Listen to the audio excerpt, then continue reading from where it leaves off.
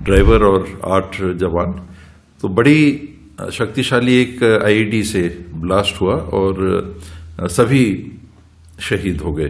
खतरों को मोल लेते हुए प्रदेश में शांति बहाल करने के लिए पहल कर रहे हैं और हम सब चाहेंगे कि उनको सफलता मिले। और आज हम देख रहे हैं कि ये चुनौती हमारे सामने है, एक बड़ी चुनौती है और मिलकर हम सबको इसका सामना करना होगा। ये राज्य के कानून व्यवस्था की बात मानी जाती है।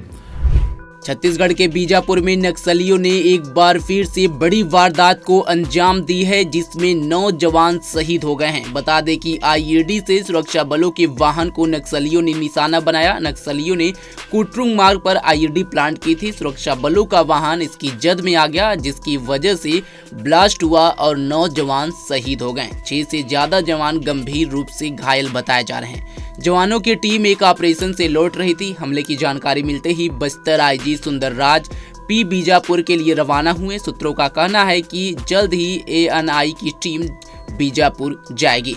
हालांकि छत्तीसगढ़ के पूर्व डिप्टी सीएम और कांग्रेस नेता टीएस सिंहदेव ने इस हमले पर बड़ा सवाल खड़ा किया है और केंद्र सरकार से जवाब मांगा है।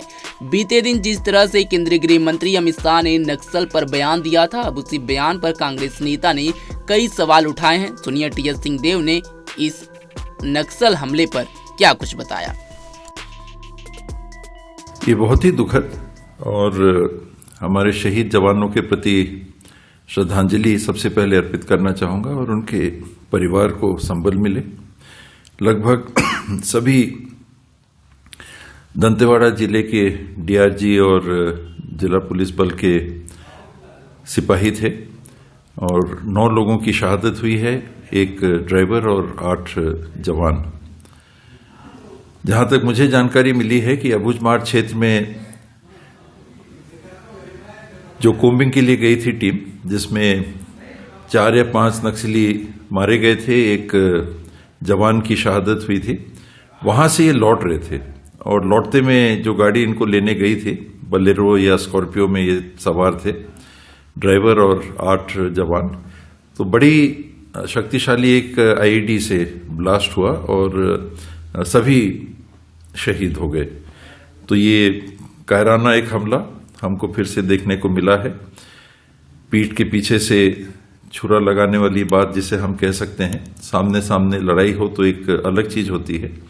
ये छुप छुप के कायर जिस प्रकार से वारदात करते हैं, एक और नमूना हमको सामने देखने को मिला और हमारे जांबाज जवानों की शहादत हुई। बाबा, केंद्रीय गृह मंत्री ने कहा है कि 2026 तक नक्सली खात्मा हो जाए, क्या लगता है? मैं इसमें राजनीति नहीं लाना चाह रहा कभी भी और ना लाऊंगा। तो दलगत बातों से दूर ये राष्ट्र की आंतरिक सुरक्षा के संदर्भ में सबसे गंभीर चुनौती में नक्सलवाद को लिया जाता है। स्वर्गीय मनमोहन सिंह जी ने स्वयं इस बात की ओर इंगित किया था अपने कार्यकाल में और आज हम देख रहे हैं कि ये चुनौती हमारे सामने है, एक बड़ी चुनौती है और मिलकर हम सबको इसका सामना करना होगा। ये राज्य के कानून व्यवस्था की बात मानी जाती है। तो देश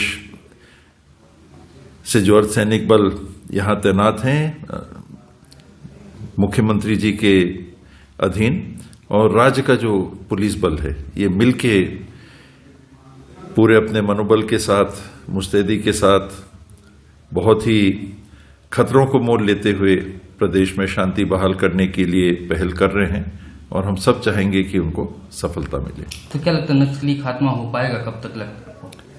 खात्मा तो होना ही चाहिए, आज नहीं तो कल होना ही है।